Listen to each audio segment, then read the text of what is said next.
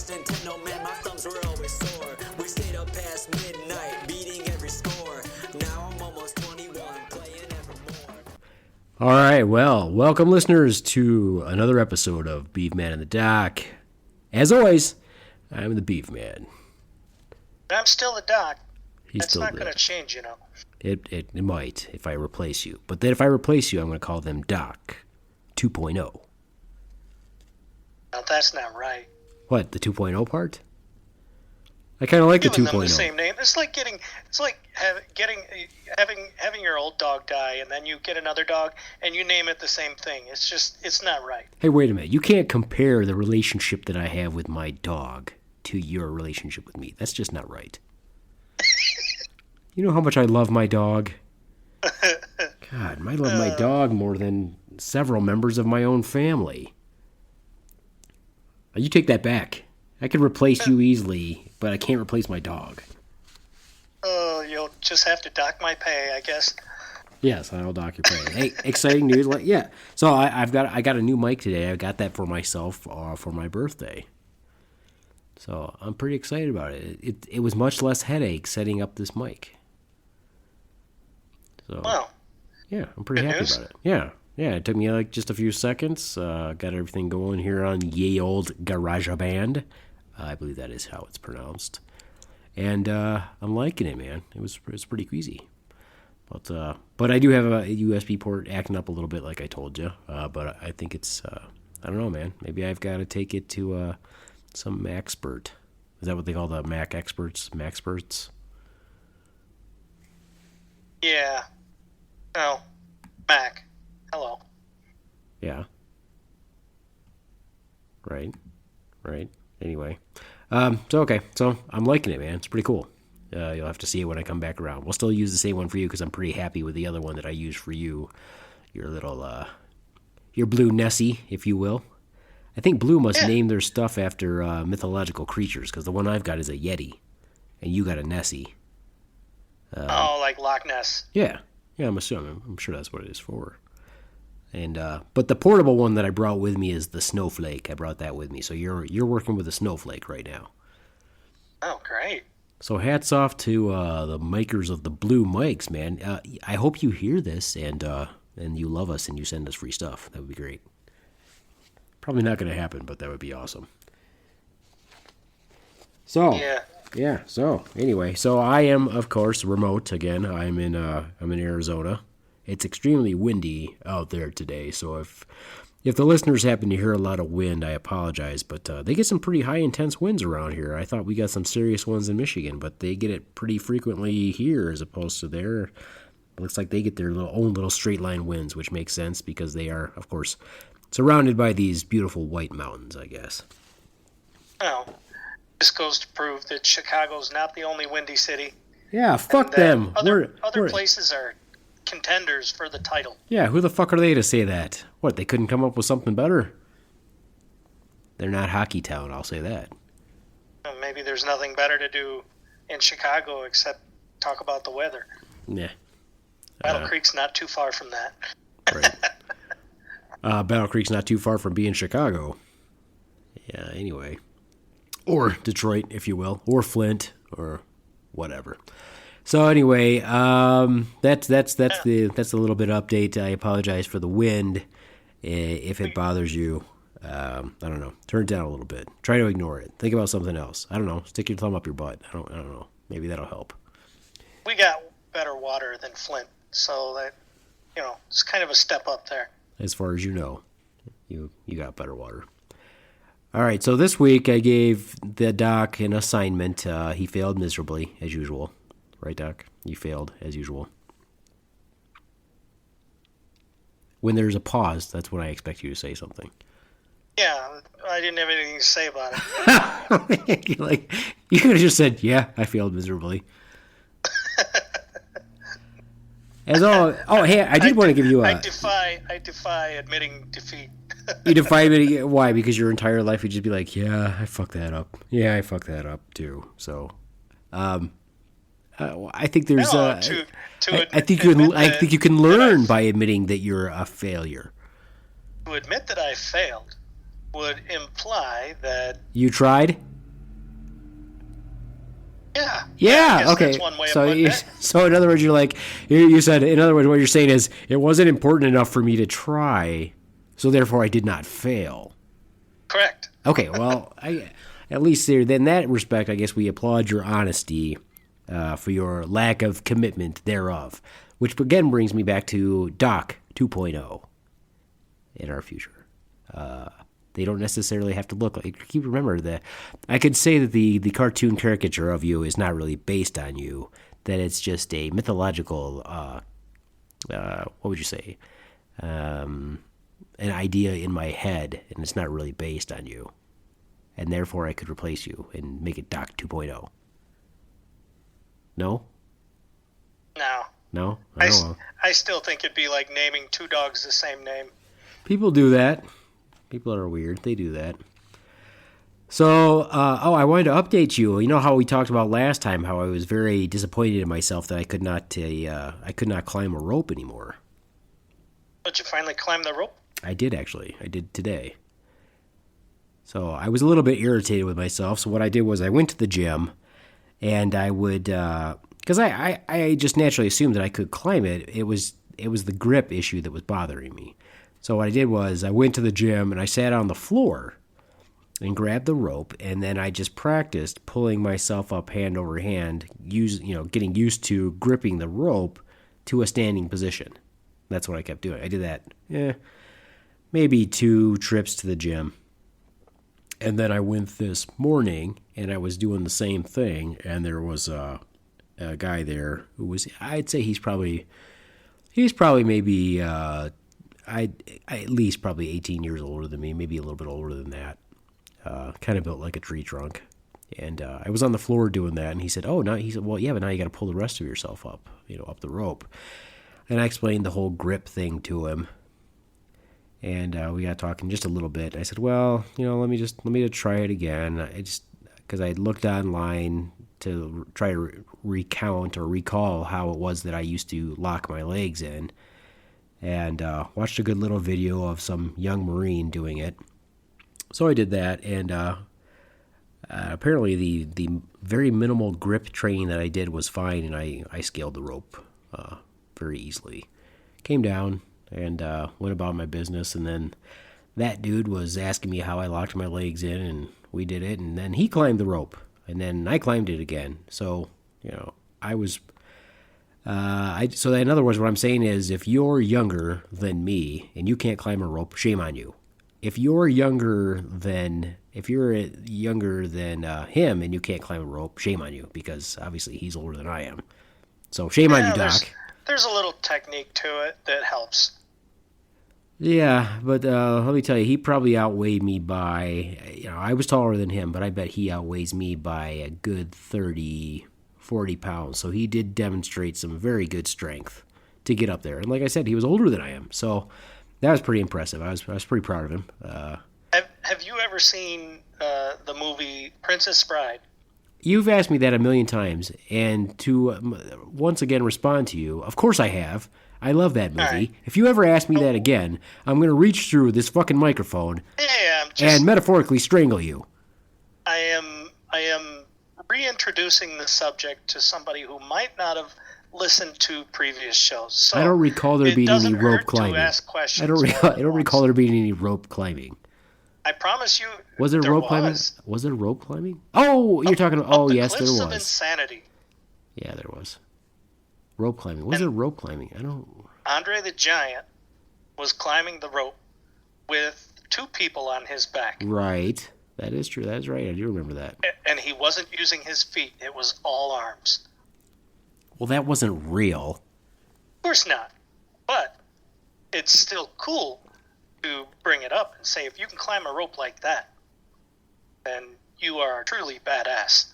Well, if you can climb a rope without using your legs at all, which is how I did it a million years ago when I was a young man, when we used to race up the ropes, and they were much higher off the ground than inside of a gym, obviously.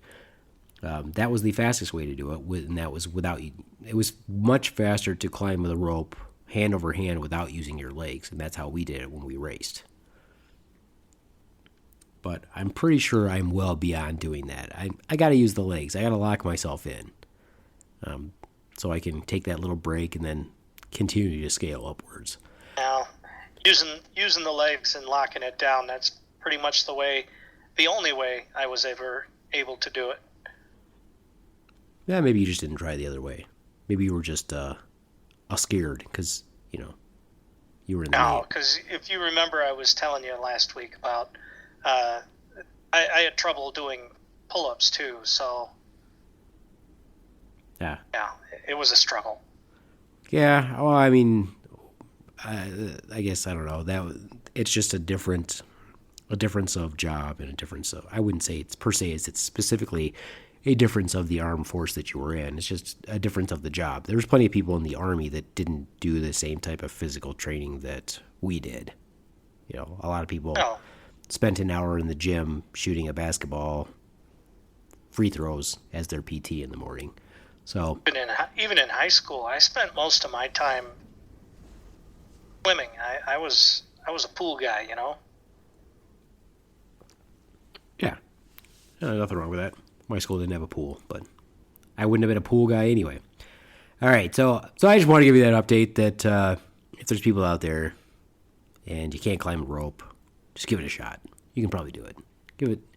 I was a little hard on myself. I was very disappointed, but no, I'm not. I'm a little bit happier with myself today, so that's good.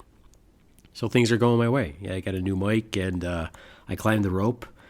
I had a couple of victories. I had a defeat. I lost my Bluetooth. Don't know how the hell I did that, and I can't find it anywhere. So, I got 2 victories, 1 defeat, I guess.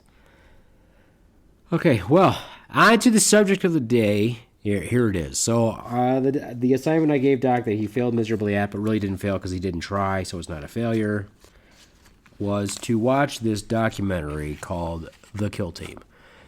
And this is a documentary that came out, I guess it came out around 2013. And why is it relevant now? Because we still have soldiers going over to Iraq, Afghanistan, and everywhere else on the fucking planet. And I don't want to get too serious and all those other things because after all, this is for entertainment and for comedy. But why is it relevant? Well, because I like documentaries and I was trying to find a good documentary for Doc and I to talk about. And of course, I found this on Amazon Prime. So there was this documentary called The Kill Team, and this is about the some murders during the war in Afghanistan. And this particular documentary won first place in the category of Best Documentary Feature at the 2013 Tribeca Film Festival. I know that you're intrigued so far, aren't you, Doc? Uh-huh. Okay, so I'm going to read this little summary, but then I'm going to break it down and tell Doc a little bit about the things that really bothered me.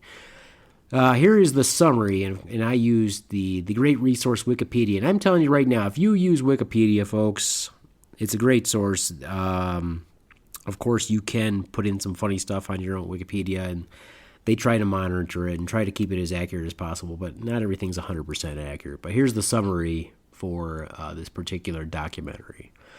So this documentary exposes the stresses and aggressions of soldiers at war, in which if you are driven by boredom, anger, hatred, social pressure, or sociopathy to commit war crimes.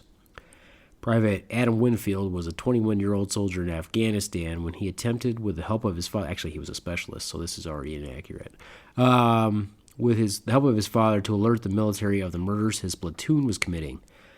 But Winfield's pleas went unheeded.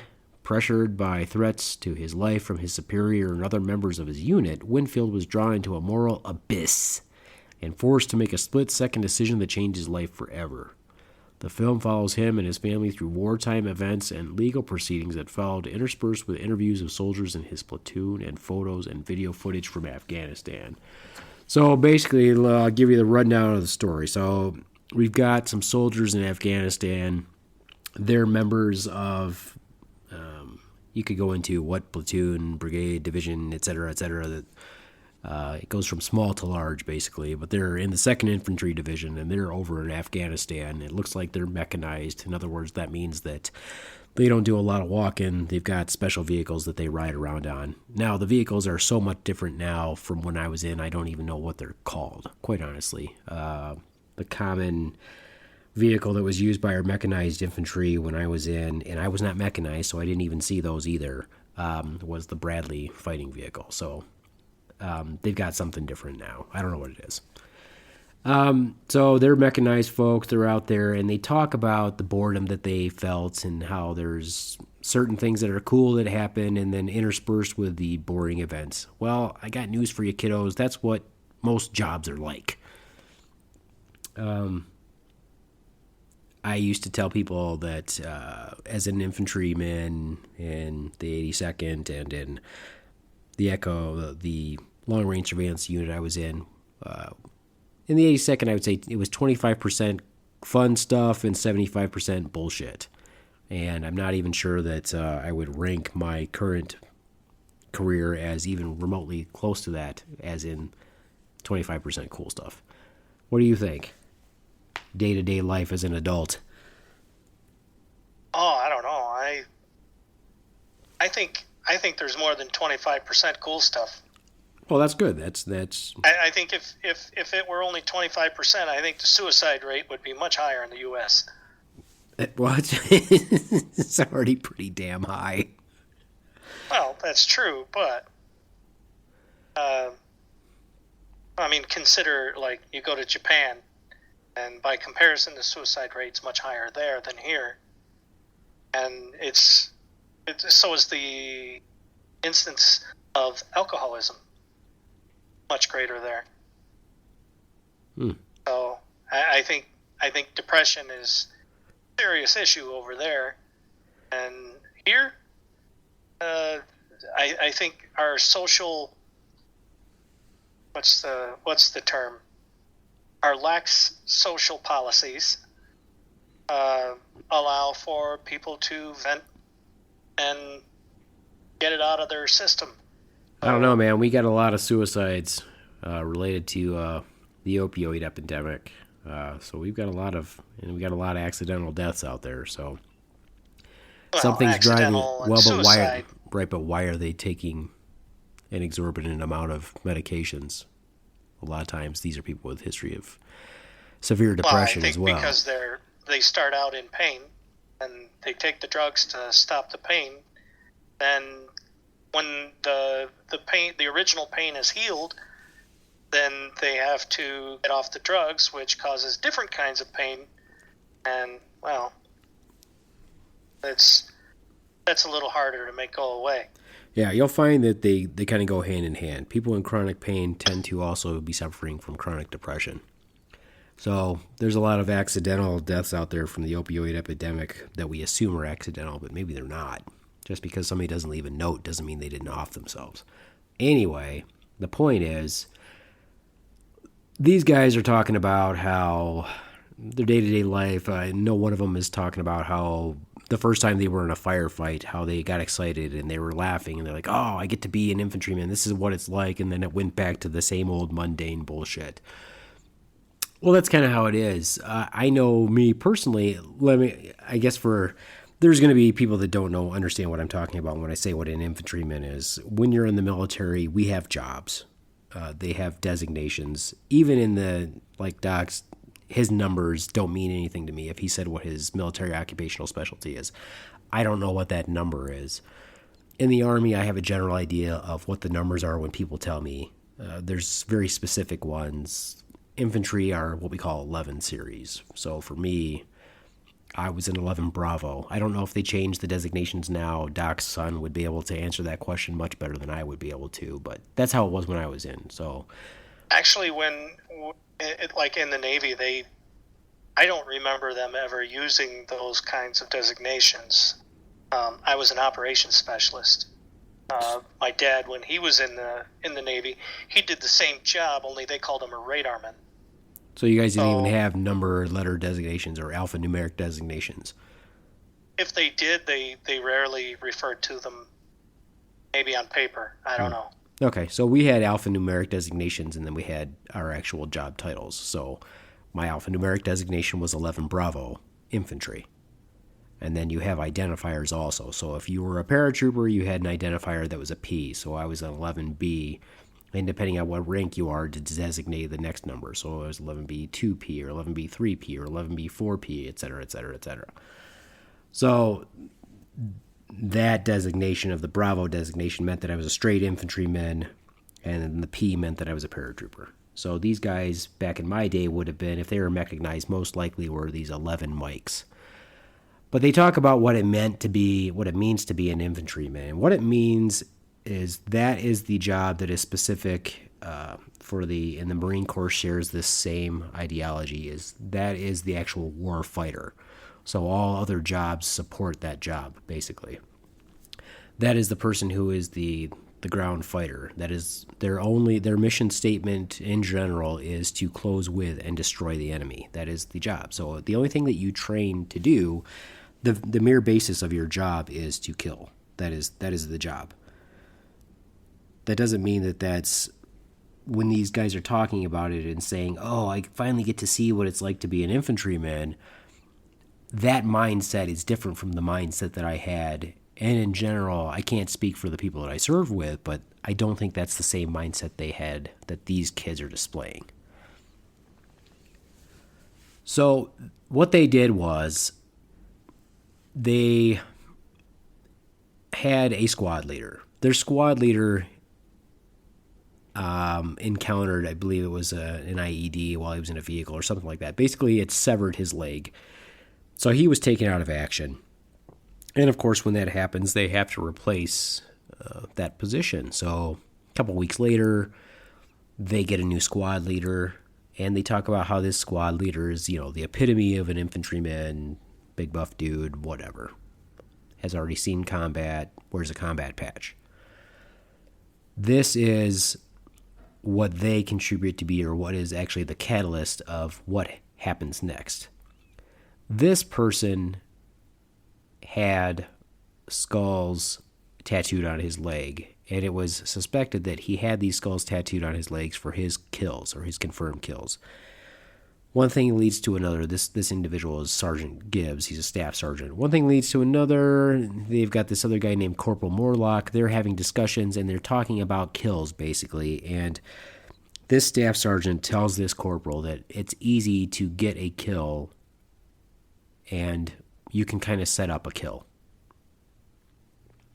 They talk about how they could do that. The staff sergeant offers to help him with setting up his way of getting a kill, has a couple of grenades that aren't accounted for. So they get another guy in on it, and basically they've got this PFC, or this private first class, this corporal, they're together. They're out on their regular standard day with the rest of their unit, but they find themselves in a more secluded area away from everybody else, and they're like, hey, let's do it. They see a guy who's out doing some farming. They throw a grenade to make it look like it was thrown near them. The grenade blows up. They pop up, shoot at this individual, and it's not clear whether the grenade killed him or the gunfire killed him. And then the corporal double taps, or shoots twice, if you will, with his weapon, hitting the body as well. And then they say that this individual had a grenade, came at them, was threatening with a grenade. The grenade goes off, whether they throw it or whatever. And they don't get in trouble for this kill because it's looked upon as an actual engagement that was necessary.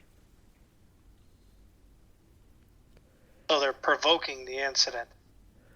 Well, they set up the incident because this individual didn't have a grenade. They had the grenade. This person was a non-combatant who was in the field farming. So it ends up that this individual that they killed was like one of the, local people's child, really. They killed a 15-year-old kid.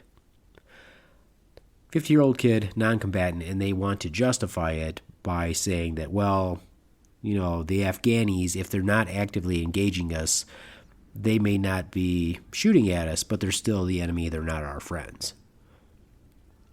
So these guys were treated like they were basically heroes for this engagement that most people, I assumed that it was a real engagement. In other words, they actually believed that these guys were threatened and they had to take action and kill this individual.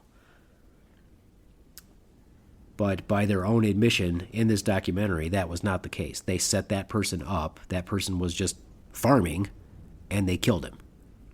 How'd they finally catch these guys? One of them feel guilty and confess, or? Well, of course, in your own squad, you've got a squad leader, you've got people in the squad. This squad leader was a fucking retard, obviously, and talked about it with these other people, and these other people talked to other people, and they're all interested in getting their own kills. What happened was, there's an individual that was also charged, and he was a specialist. His name was Adam Winfield. He found out this was going on. He freaks because this is wrong, obviously. First of all, if you don't think this is wrong, I'm not talking about you, but if you're a listener and you think that this is okay, there's something wrong with you. There's something wrong with your fucking wiring. Because I can tell you, as an infantryman, and I'll be an infantryman to the day I die. I'll be a paratrooper till the day I die. I was trained to kill, but I was not trained to kill innocent people for no fucking reason. I was not trained to get a kill just because I fucking wanted one. There was at no point in time in my career and in my life now that I wanted to kill someone. Did I want to go to war? Yeah, I did want to go to war because I joined to be going to war. But the fact that I didn't go to war does bother me, but it's not for the same reason that other people think it bothers me. The reason why it bothers me is because I trained for so long every day that I worked in anticipation of going to war that I never went. It's the same as if you were training with the NFL, but you never played in a game. That's what it's like. But that doesn't mean I wanted to kill anybody.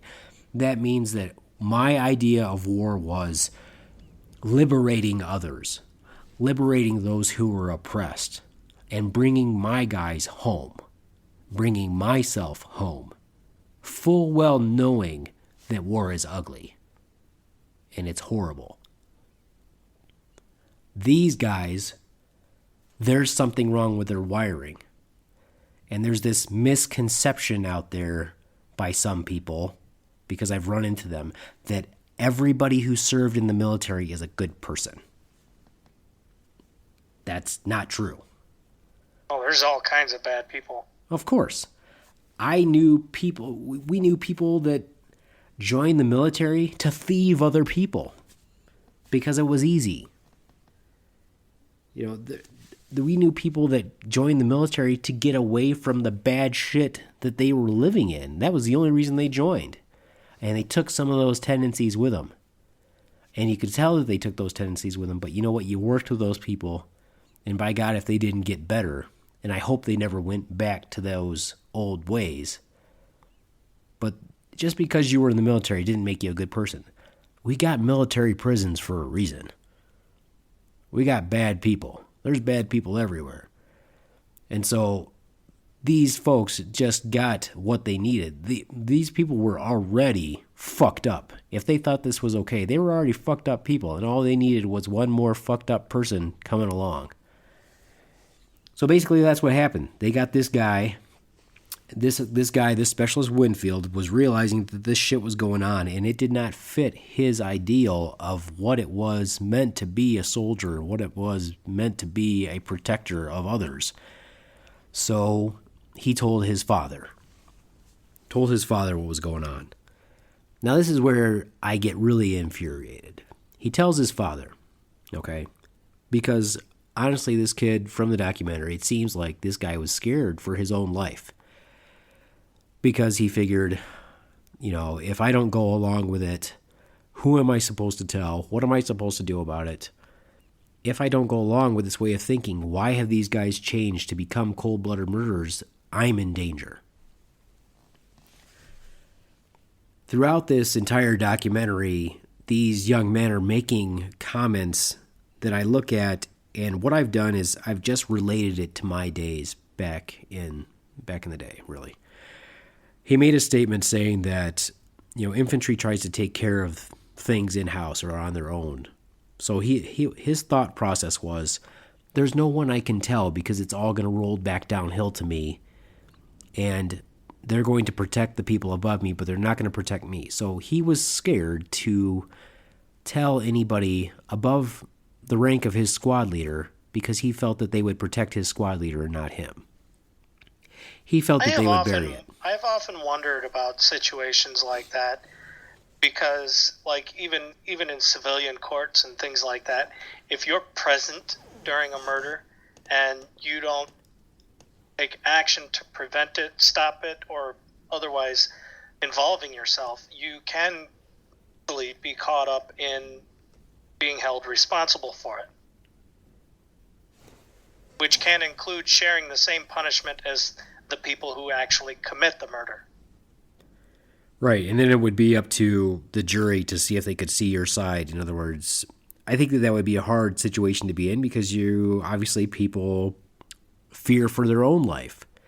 But could you live with yourself or live with the consequences of sitting back and doing nothing?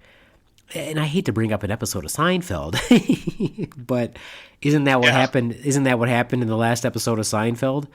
They all went to jail because the Good Samaritan laws.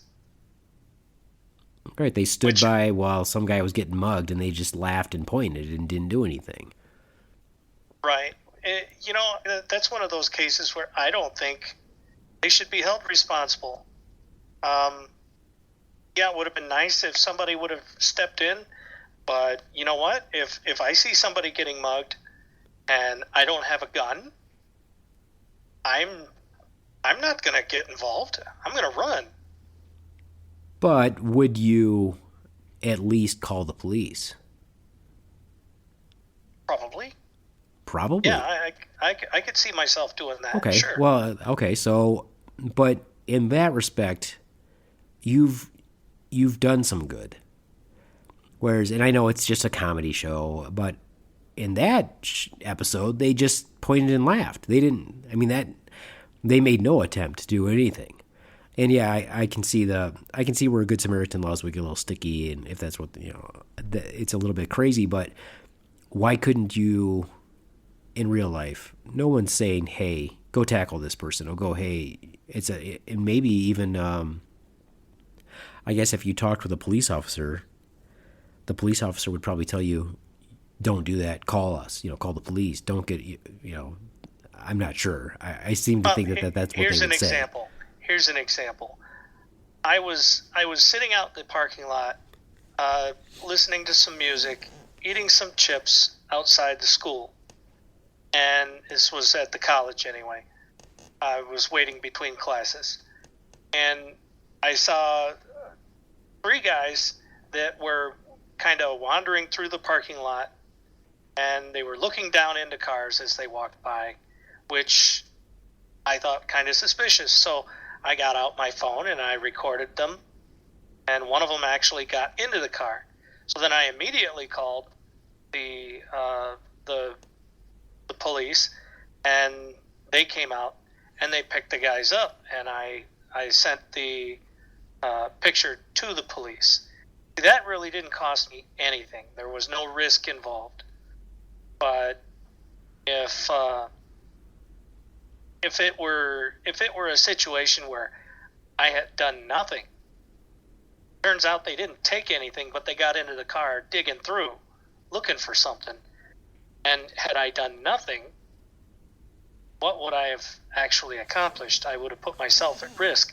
Me against 3 people would not have gone well, I'm sure. No, but you still didn't just stand by.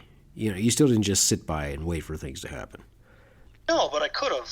Yeah, you could have. And could you have done that? Then if you'd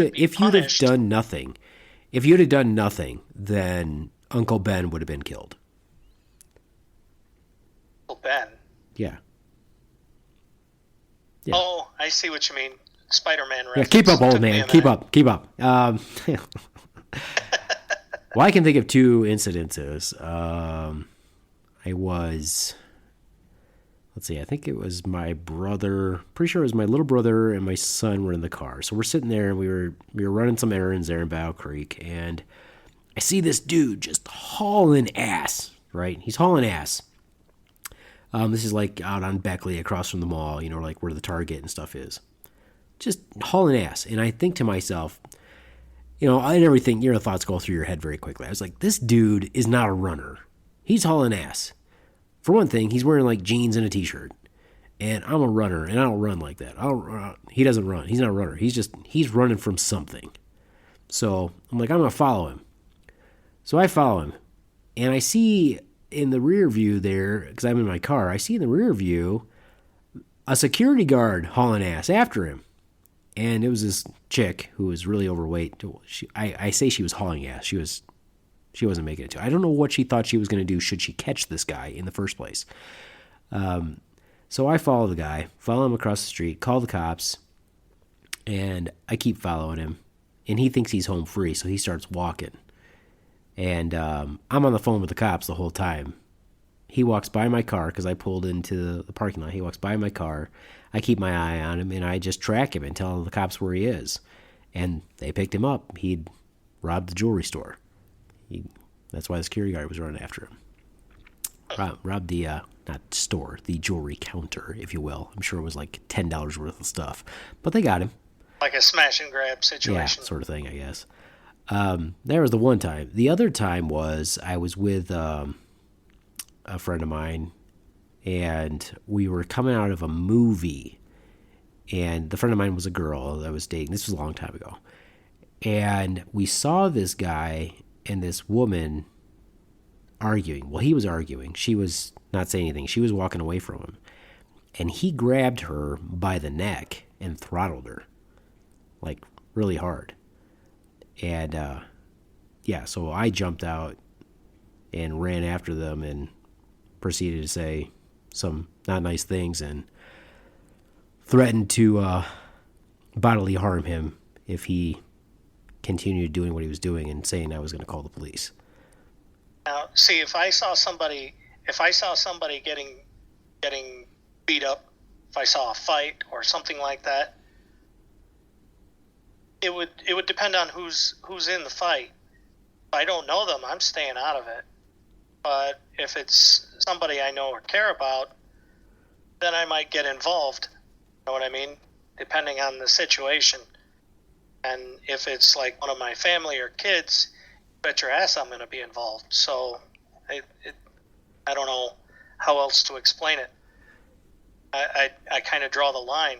I don't think, for a stranger, I don't think I would do it. I'd stay away. Well, I don't know. I guess you don't know unless you're in that situation. That's just the two situations I was in, and that's how I reacted. Without, thinking about, I didn't have a thought for myself either time. But anyway, so here was the thing. So here, if this guy's aware of it, he felt that he could not speak to his superiors. Now, I will tell you, when I was in, that was not a thought that would have ever crossed anybody's head. The people that you're surrounded by are your brothers. You're there for them. But if somebody did something that you felt was contrary to the level of, or the definition of what it meant to be a professional soldier, that could negatively affect you and your unit and come back on you, you better believe that that's something that would be brought up to your superiors. There are, when I was in, and I'm sure it is still the same now, there are hotline numbers that you can call where you don't even identify yourself.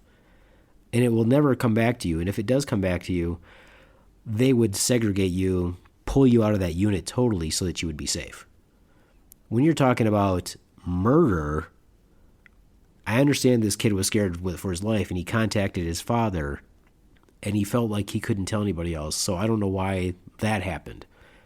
Because there's always somebody's head you could go above. It's not some great conspiracy that's going to all filter down and say, oh yeah, nobody's going to protect a murderer. That's just not going to happen. And we'll get to that a little bit later. Like if I were there, I might not do anything about it, but later on, when the opportunity to speak safely presented itself, then you definitely come out with it. Absolutely. So, yeah. I mean, you do have to look after your own safety, but you also have to look at, in this grand scheme, this piece of shit, he affects the entire unit. And if no one stops him, there's a good chance that everybody below him is going to go down. There's a good chance that, and what was surprising is that no commanding officers, no commanders, no platoon leaders, no nothing went down because of this, or was reprimanded anyway. So anyway, he tells his parents, he tells his father. His father was in the Marine Corps, and he said to him, well, try to get out of there. Of course, I don't know why he would say that, because he was in the Marine Corps. You can't just ask to leave. And that was kind of what his son said to him. He's like, it's not like that. I can't just leave. So his dad starts calling people, and he's not getting the responses he wanted. And as a father, what bothered me was I can sympathize with him a little, but I only sympathize with him to a certain point, because what I did was I put myself in his shoes and said to myself, if this was my son, if this was the Beaveman's son, what would I do? And he said that he felt like there was nothing he could do. His son was 8,000 miles away. He was calling all these people, and nobody was getting back to him. Nobody was returning his calls. And I was just screaming, angry, saying to myself, get on a fucking plane. If that was my child, if my child was in danger, do you think I would sit where I was in the United States and do nothing? The first two things I would do is, and I guess it's just an ignorance thing, but the first thing I would do is call my congressman, and then call the governor, and then get on a fucking plane. Because that's how you get shit done. You think people, know the military doesn't want a call from a congressman. They don't want heat from the newspaper. There's so many things this guy could have done instead of calling people and leaving messages and being frustrated that nobody called him back. And then he laments later in the movie that he didn't do enough. Yeah, you're right. You didn't get in people's face. Yeah. Again, yeah, you didn't do enough. Your child, because that's what he was. He's a child. The military doesn't take old men, and it should, but there's a reason why it doesn't. It takes children. Your child your child texts you on, they're having this conversation on their Facebook chat or whatever, and tells you people are murdering other people, and I'm scared for my life. I don't know what to do. And he's calling people and leaving messages, and then laments that he didn't do enough for his son. I guess if you were never in the military and you were like, oh, it's so big, it's too big for me, I don't know what to do, that's one thing. But he was in the fucking Marine Corps. You mean to tell me he didn't know that there wasn't stuff that he could do? There wasn't people that he could call? There wasn't something that he could do? There wasn't I don't know what he did in the Marine Corps, and I'm not trying to freaking bust on, Chris Winfield or whatever the fuck his name was, not trying to bust on him, but he's already lived a fucked up existence because of this, I'm sure. But what kind of Marine were you that you didn't want to fight for your kid? All the Marines I've ever known, I don't think that that's the reaction they would have had. Obviously, he has to fight his own battles, but goddamn, my son is my son till the day I die. My daughter's even if I thought my son was guilty of whatever they were accusing him of, I would still advocate for whatever I could to minimize the punishment. Yeah, but, it's still our kid, yeah. So anyway, that was the first murder. So the second thing that happened, same thing. Apparently they're out like on some sort of patrol or whatever. They use their night vision or thermal vision or whatever, see this person out in the street, and they kill them and leave some sort of a weapon like an AK-47 or whatever, set them up, say that this was a Taliban person. They've got their second kill. Now, these idiots are not only killing people, but their squad leader's taking trophies. He's like taking medical shears and snipping off fingers and keeping them. Now, that's insane. Right. And so these other members of the squad are looking at it going, oh, well, there's actually a line in there where this corporal, this fucking idiot Corporal Morlock or whatever his name is saying, oh, yeah, he showed me those. And I was like, yeah, that's kind of weird. I guess if that's okay, if that's your thing. And they're saying, well, yeah, the mindset is different in war. And people have been taking trophies since the time of the Bible. Okay, but this isn't the time of the Bible. this is not the same thing. We don't take trophy. We don't kill people and nip off fingers. If anything, war now is more devastating than it's ever been. We can kill people much easier than we've ever been able to. But we've also made it pinpoint accuracy. We've also made it very surgical. And in a way, even though it's more devastating, it is more humane.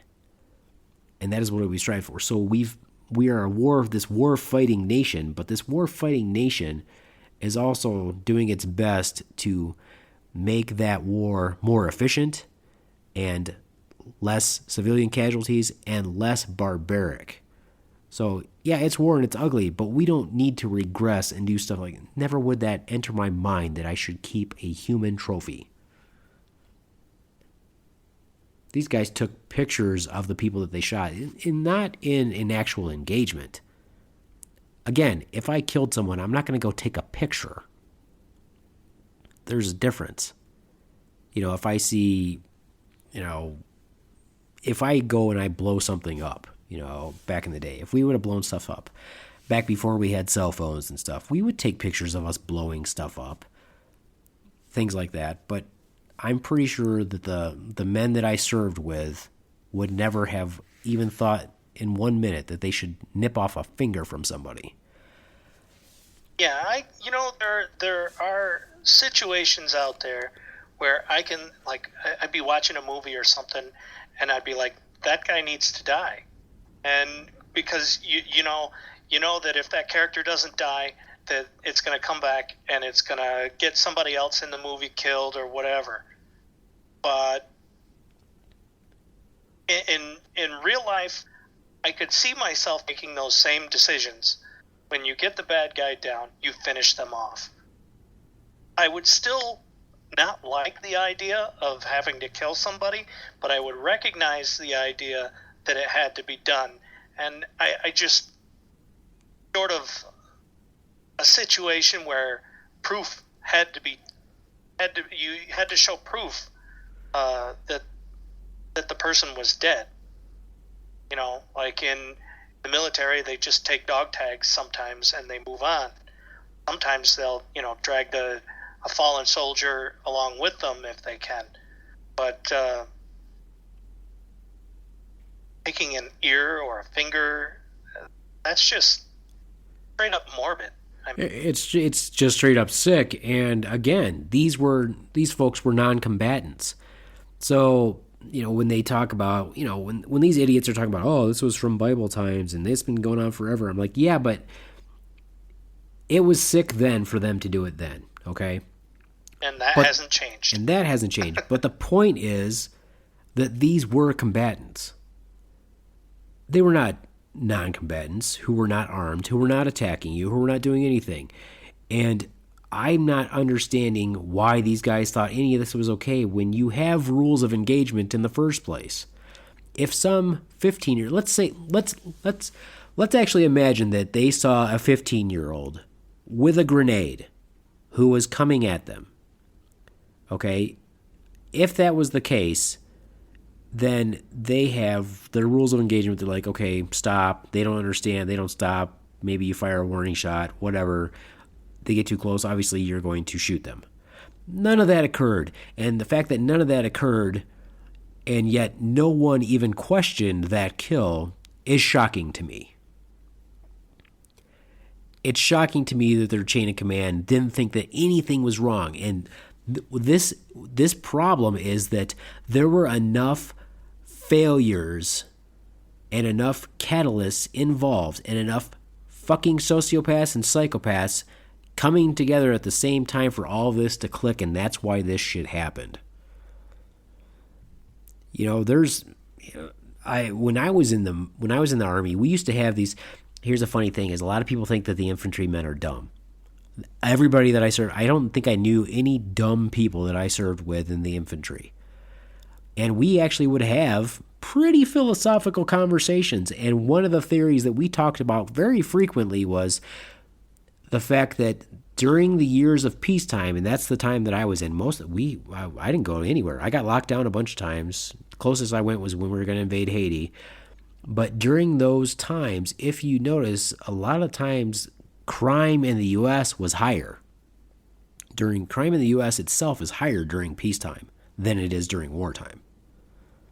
At least it was statistically because reliable. most of the able-bodied criminals are sent away, and they're doing their crime somewhere else.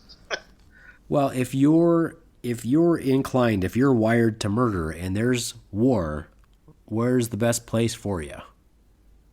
Oh, where you can do it legally, sure. Where you can legally do it. So, and these were just some of the conversations we've had, and the men I don't think that the people that I served were so unique. I don't think that I lucked out and just happened to be in great units with great people. No, I think that the majority of the people in the military are good people.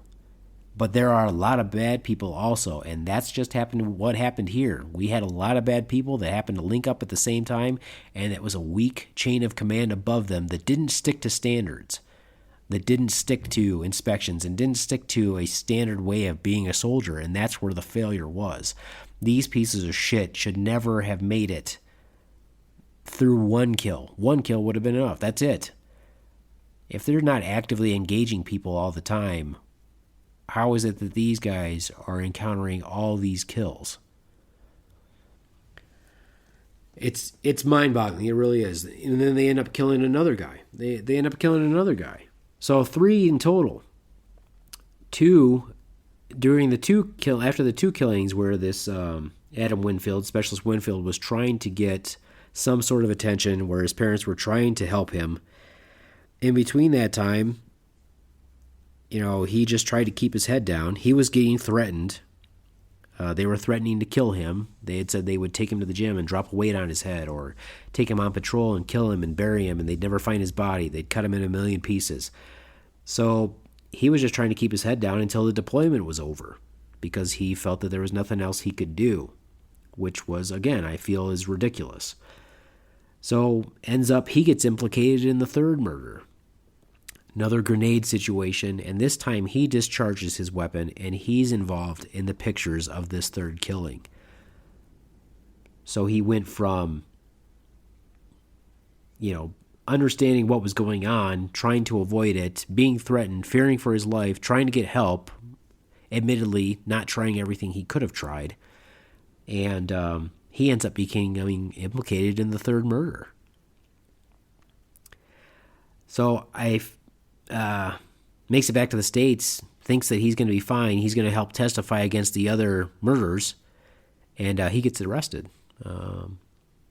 What ends up happening really is they have another guy that's involved, this PFC stoner, who, by the way, he's the whistleblower, but he's a fucking moron. If you watch the documentary, there was times when I was more mad at that fucking idiot than I was the other ones.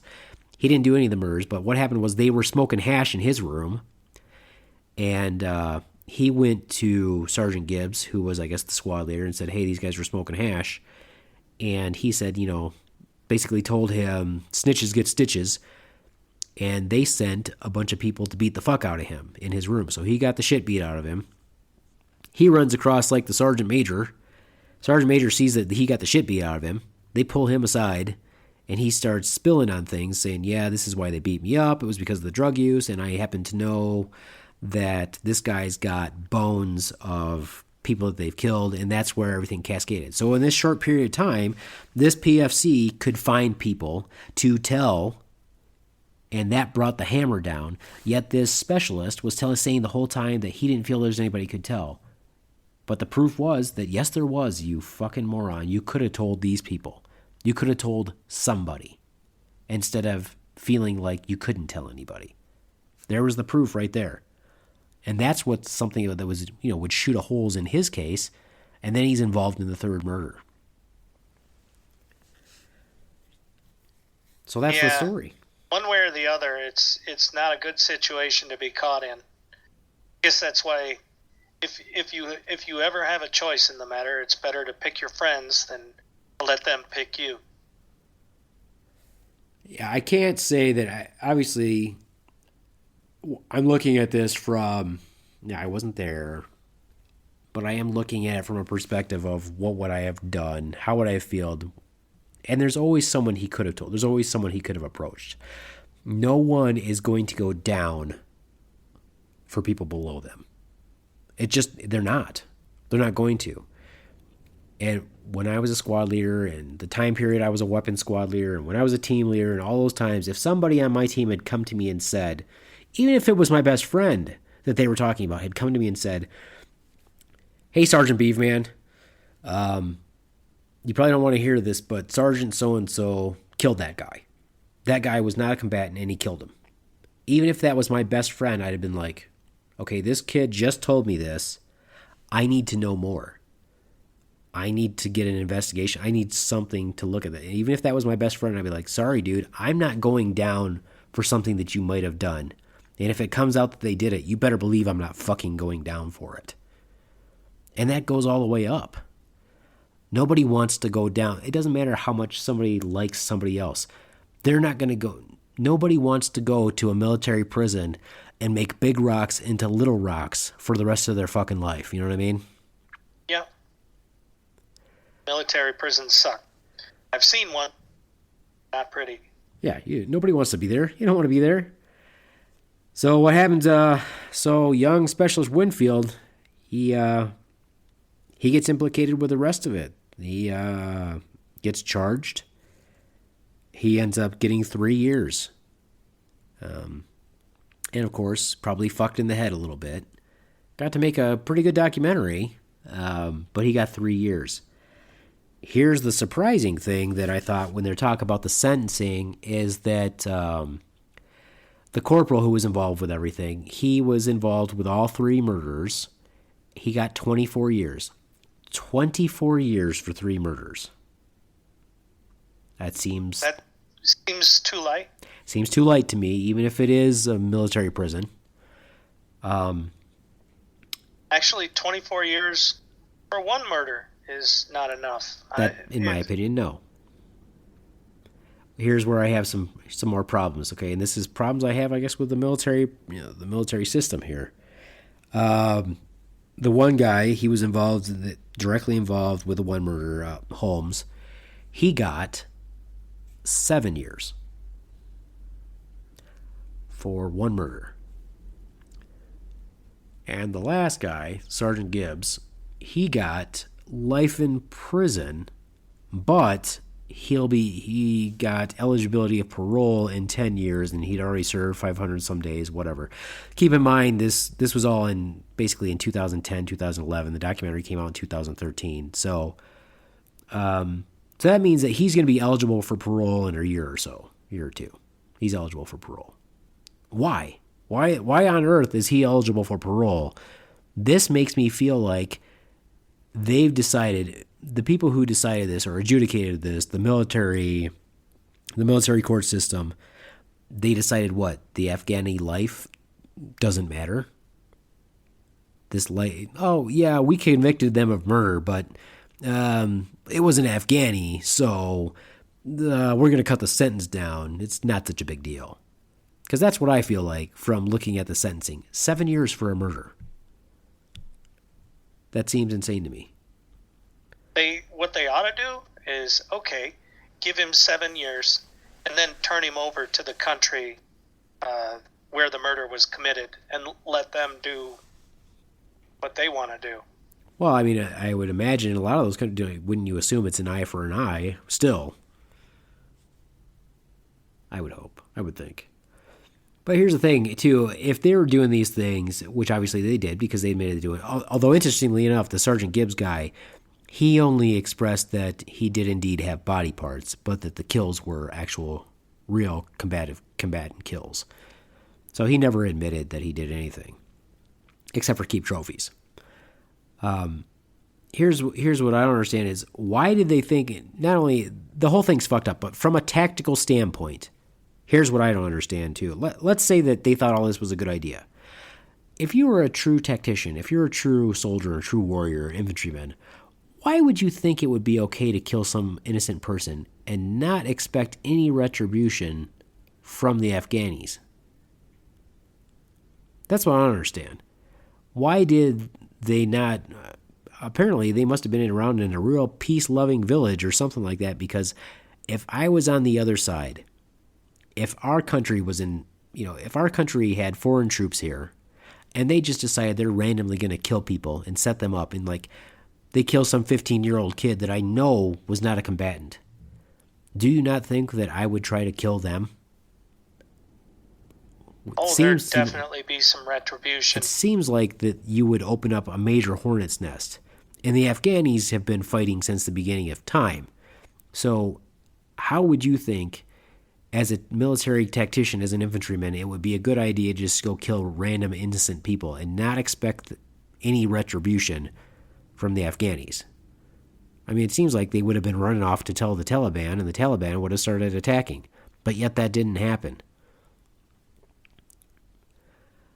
So that's the story, man. It was completely disappointing. I was very angry. These guys, not only was I angry because they're a bunch of sick fucks, but I was angry because these guys are saying what it's like to be an infantryman, and they've just smeared the whole idea. That's not what it's like to be an infantryman. These guys were pieces of shit, and pretty sure if I could go back in time and transport these people to my time frame, I would have thought they were pieces of shit then.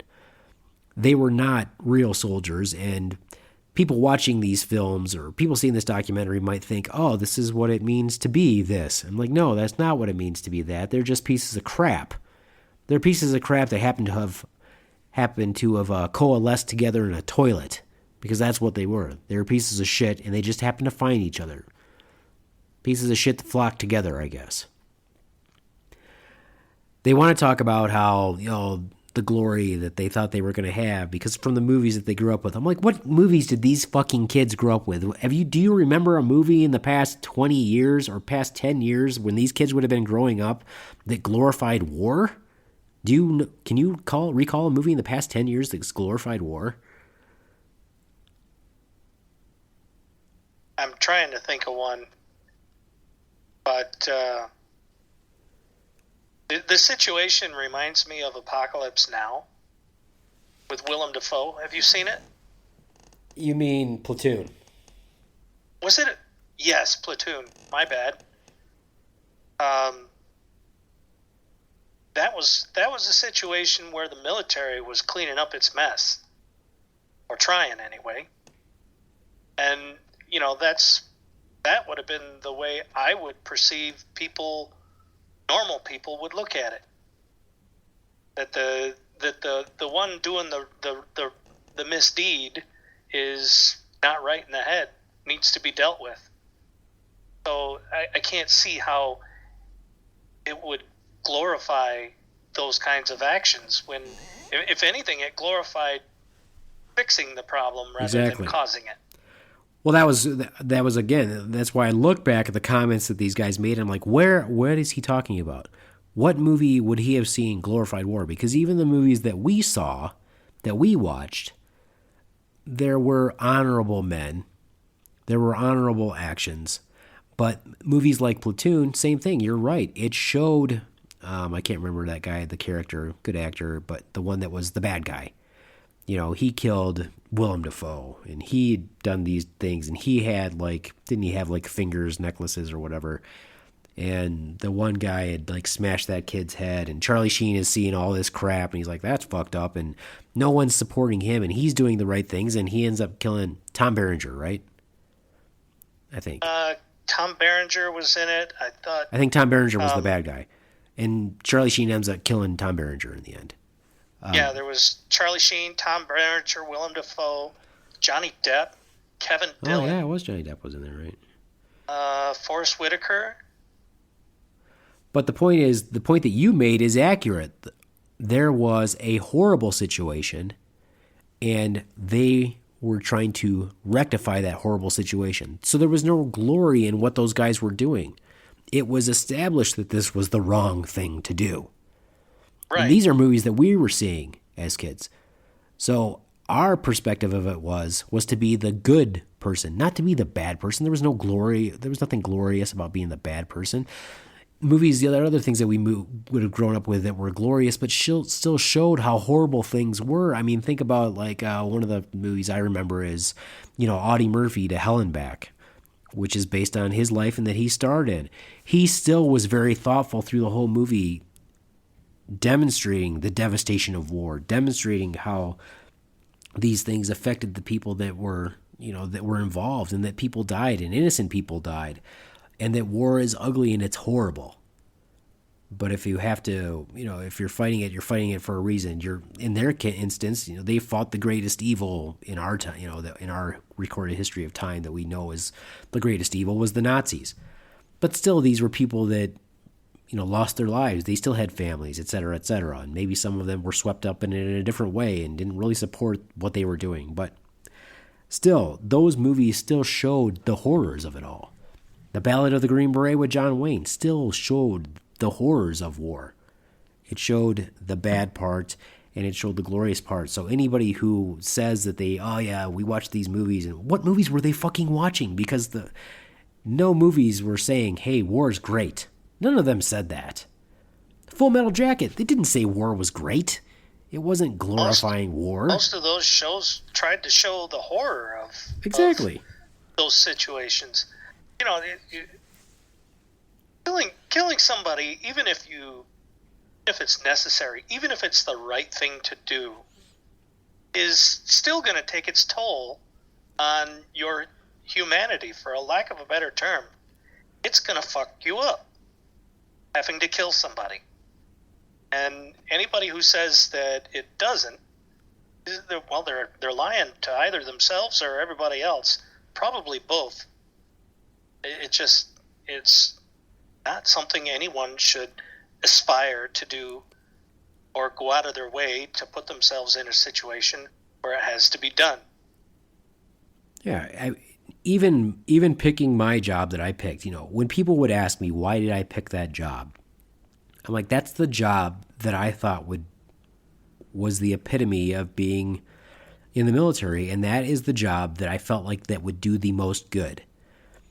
Even though that job is focused on one thing, it was focused on learning how to destroy the enemy. Well, that doesn't mean that I wanted to kill people. That means that I felt that that was the best deterrent to evil in the world, was a strong army and strong infantry. I would tell people even when I was in that I was a pacifist, because I was. But as a pacifist, my actions as a pacifist was not to be against bearing arms and to be a conscientious objector. My idea of being a pacifist is to be the strongest infantryman I could possibly be to deter the evil in the world. I could still be a peace lover, but believe in the strength of the sword, if you will. Well, it's not to tease your comment or reduce it in any way, but in Karate Kid, he was like, why do you train? So I don't have to fight. The idea of projecting strength to avoid the fight, you know what I mean? It works. It's a sound philosophy. Yeah, I think so too. It seems like that was the philosophy of, Russia and the United States years ago. Have the strongest armies to deter war. But it's not, I don't think that it never filled my head that I was out there to kill anybody, that I wanted to kill somebody. Should I have to? Yeah, if I had to, sure. But I also wanted to be in the military. I also wanted to be the best trained should I have to go to war. Now, I was not a badass. I was not something special. I was just your average, regular old infantry paratrooper. Nothing to write home about. But I was gaining the knowledge and skills that I needed to preserve peace. And I think these kids were just idiots. Like I said, I think shit just coalesces in the toilet, and they were just a bunch of pieces of shit that just happened to find each other. And they're not unique. I'm sure that that's happened in lots of places, because like I said, just because people are in the military doesn't make them good people. There's shit everywhere. Shit floats and it clumps. So that was that. I did ask a bunch of on Facebook and Instagram. I did ask a bunch of my infantry brethren to watch the documentary and comment on the site prior to the the podcast. Unfortunately, apparently nobody did that, so not like they were like a requirement. I just wanted to get their take on it. Hopefully they'll listen to the podcast. Hopefully they'll see the documentary and comment on it as well. This was not a particularly funny podcast, unfortunately. It was just a podcast about my disgust with these fucking pieces of shit. And throughout the whole thing, they were wearing their uniforms, and it was infuriating me to see them wearing their uniforms because I just wanted to reach through the TV and rip them off. Especially the infantry has something special they wear. They wear a cord. They wear this blue cord on their shoulder. And I just felt like it should have been ripped off their shoulders. And then they wear these little blue backings on the back of their discs with their insignias for the U.S. Army and their branch insignia. And that designates them as infantry also. And I just wanted to take it off. I think they shouldn't have been allowed to wear their fucking uniforms. But I do feel, obviously, for their family, I do feel for them because they're fucking sick and they need help. And they probably don't really belong in society because they're making excuses about, oh, well, it was war. Yeah, was it? Was it really war? Were you actively engaged in combat? No, you were killing innocent people. So people tell themselves stuff to make themselves feel better, I guess is what I'm saying. Well, it just seems like the whole concept of honor is fading from one generation to the next. They become more and more concerned with things that don't involve honor. And I think it should be more important. We should be striving to instill honor in our kids and not just glorifying the actions. Because, yes, going up and shooting up the bad guy can be a very honorable thing, but it needs to be verifiable. You know what I mean? If you go in and just shoot up a bunch of people and say, oh, well, they were bad guys, says who? How do you know you weren't misled? You thought they were a bad guy. It turns out those were our people. You know what I mean? It just, there's so much going on. You can't know the whole picture. To have an honorable kill, so to speak, it requires verification from the higher command. So I guess they just need to get back to the whole concept of honor. Right, and who not honorable to shoot an unarmed person. No, and who, for example, and definitely 100% the people who should be honorable are the ones who are serving. If they're not honorable, what kind of example are we setting to the rest of the world? That it's okay to commit war crimes? That it's okay to kill the innocent? It's not. It's not okay. Is it inevitable? Is it inevitable that there will be human lives lost because of military operations? Unfortunately, yeah, it is. It does happen. But we lament that. We mourn that loss. We know those casualties exist. Unfortunately, there's sometimes you can't do anything about it, like I said, but to kill non-combatants for no fucking reason, and you want to consider you think that that's what it means to be an infantryman? No, you're not an infantryman. You're just a piece of crap. You're not a soldier. You're a piece of shit. You're not serving us. You're not making us look honorable to the rest of the world. And you're the ones who should be honorable. You can't make excuses like the excuses that they made. It doesn't fly, and I feel like they should have been prosecuted far more. I feel like they should have done more to them. But, I obviously don't control that.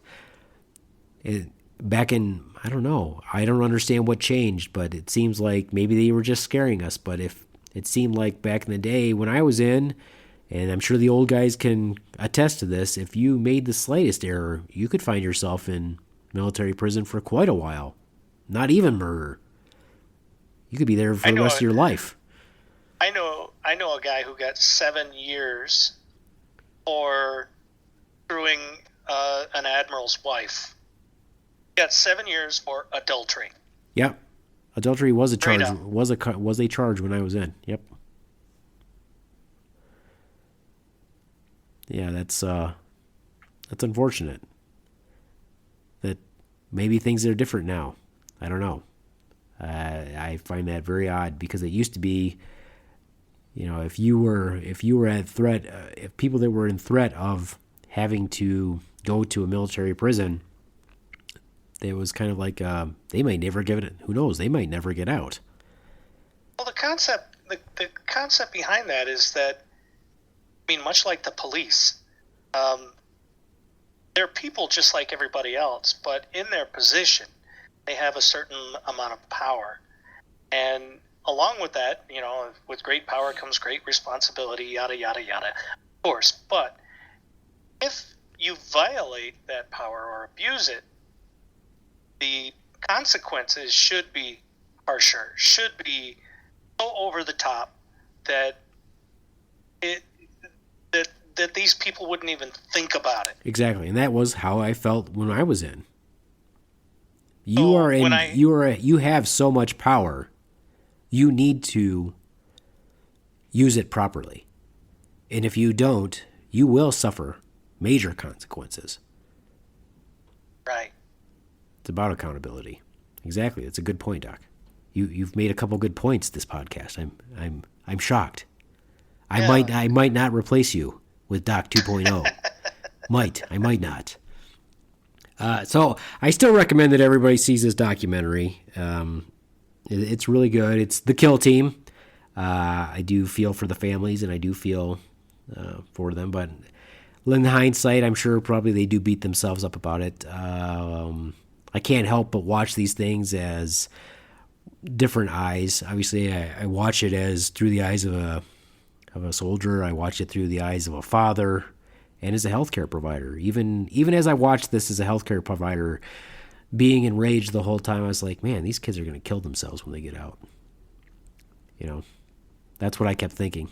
I'm like, oh, somebody better be watching these kids all the time. So anyway, that's my take on that movie.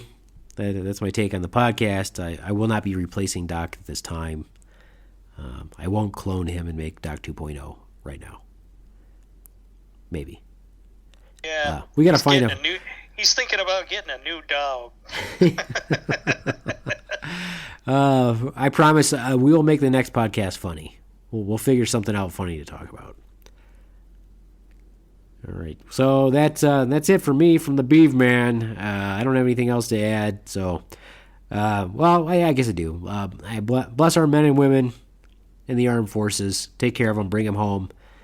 I hope somebody ends these fucking retarded wars. And like I say, with a caveat, guys, when I say the word retarded, I'm using it in the sense of in the 80s when we used it all the time.